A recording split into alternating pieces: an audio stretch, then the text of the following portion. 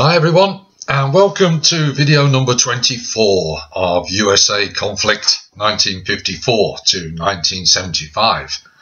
If you remember the previous video, ladies and gentlemen, we were looking at the Tet Offensive, and we discovered that President Johnson, as a result of the Tet Offensive, decided that he was not going to stand for re-election in the American elections of 1968.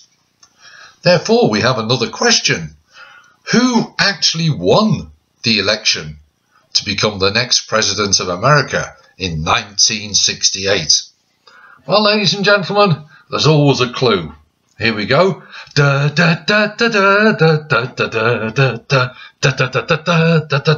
Hey, it was President Simpson.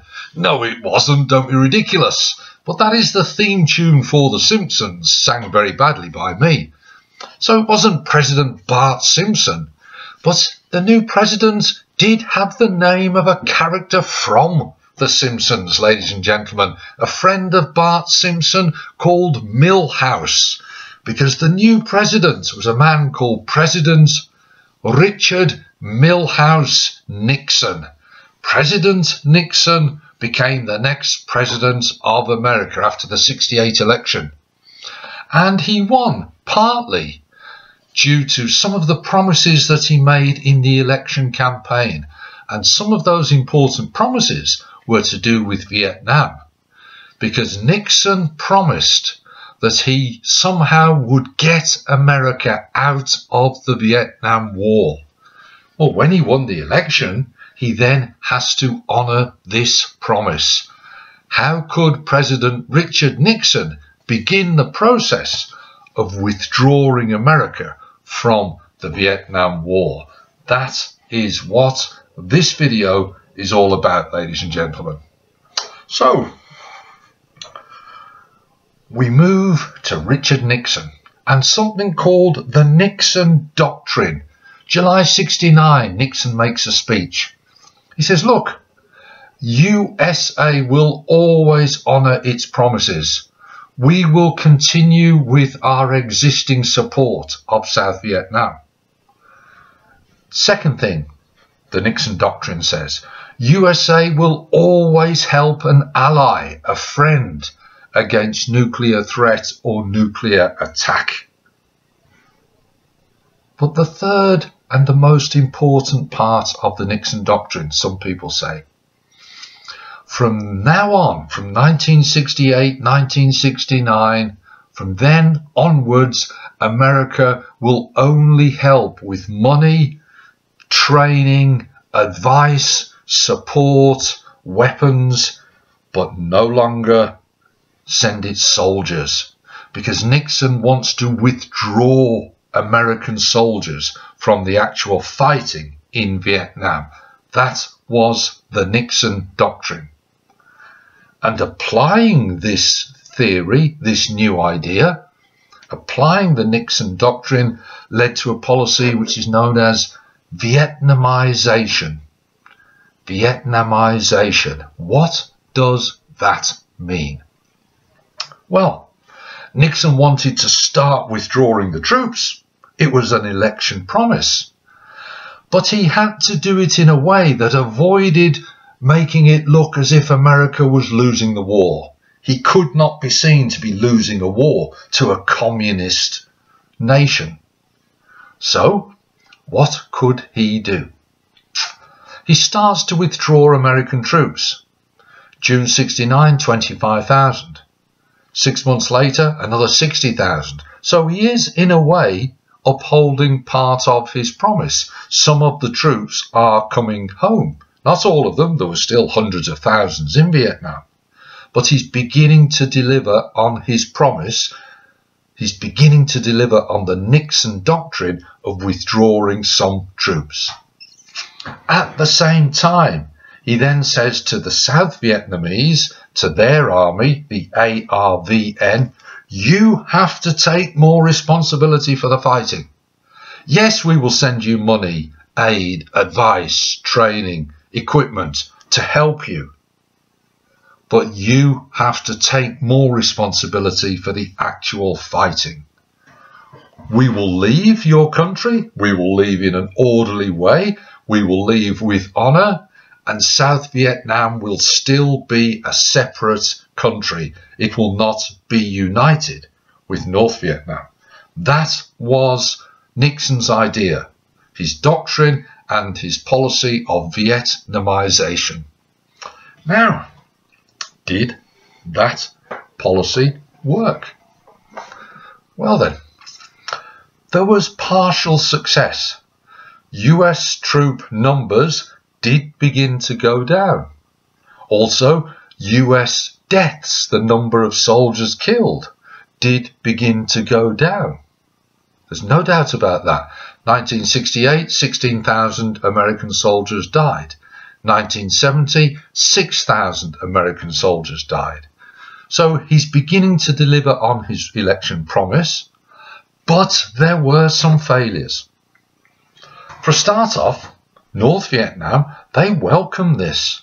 They knew that the South Vietnamese army, the ARVN, were not strong enough to defeat communism on their own. Some American generals recognized this. They knew this as well.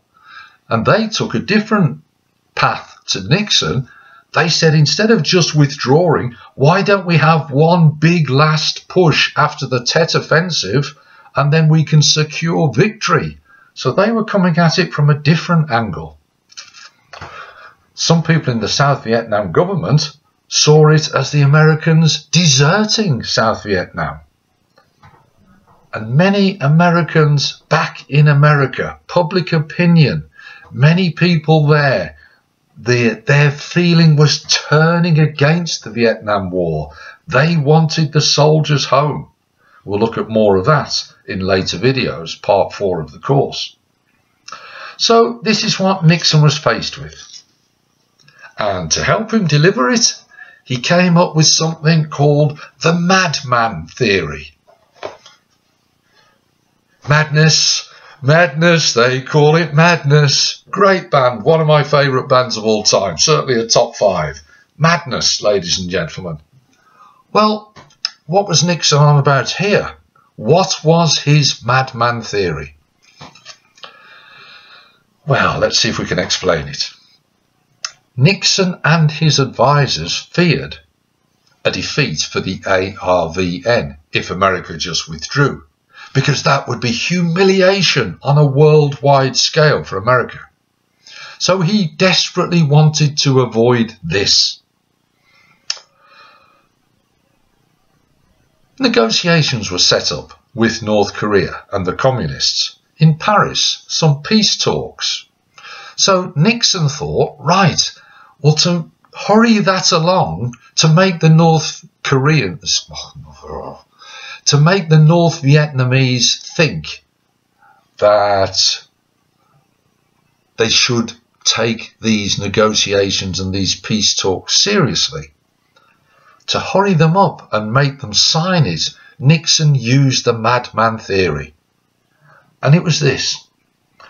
He thought, if I, President Nixon, if I can convince the North Vietnamese that I hate communists so much that I would be willing to press the nuclear button and start a nuclear war to avoid the spread of communism, the so-called domino theory, then North Vietnam will have to talk seriously at the peace talks, and there will be no humiliation for America. So he had to convince them he was mad enough to start a nuclear war if they didn't take him seriously. That was his Madman Theory. Well, did that work? Well, he's developing the theory 68, 69, 1970. The talks went on till 1973, ladies and gentlemen. So you could possibly argue that it didn't really convince the communists in North Vietnam that he was mad enough to start a nuclear war. So, what else can we say about Nixon's policy of Vietnamisation? Well, remember, he wants to de-escalate, reduce the conflict in that part of the world so that he can bring the American soldiers home. But in a strange way, Vietnamisation actually led to a spread of the conflict, because if we go back to our map, here we see North Vietnam, here's the border, the 17th parallel, here's South Vietnam. Notice I've mentioned before the Ho Chi Minh Trail, which was used by the communists to supply their soldiers in the Vietnam War.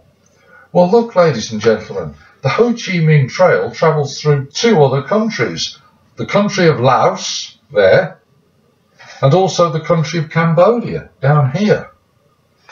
So, what happens is the Americans, with Nixon as the president, think if we spread the conflict to those two countries, Cambodia and Laos, then we will convince North Vietnam to consider the peace talks in Paris and take them far more seriously. It's the other side of the Madman Theory. They wanted North Vietnam to take these peace talks seriously. So what they did? They attacked both of those countries. Cambodia, 1970. The Ho Chi Minh Trail, down here. Cambodia, 1970. The Ho Chi Minh Trail was attacked. It was bombed. 30,000 American soldiers were sent into Cambodia. So they're not coming home. They're not going back to Texas and Alabama. They're going into Cambodia. Nixon did this in secret. He didn't tell the American public. He feared their reaction. He feared opposition. News inevitably got out of what was going on. President Nixon had to go on television and make an official speech to the American people to explain his actions. Now, you could argue that actually Nixon had some success. Parts of the Ho Chi Minh Trail were destroyed. 11,000 communist soldiers were killed. Bases were destroyed. So you can argue, in a military sense, it had some success. But many of the communists simply withdrew deeper into Cambodia, where the Americans could not follow them. The Ho Chi Minh Trail could still deliver supplies through Laos, the country of Laos. Also, when news got out of the spread of the war into a different country, there was huge civilian public protest back in America, as we'll see in some of the later videos. And even the American Congress, they were so outraged, they protested so much that they cancelled the Gulf of Tonkin resolution.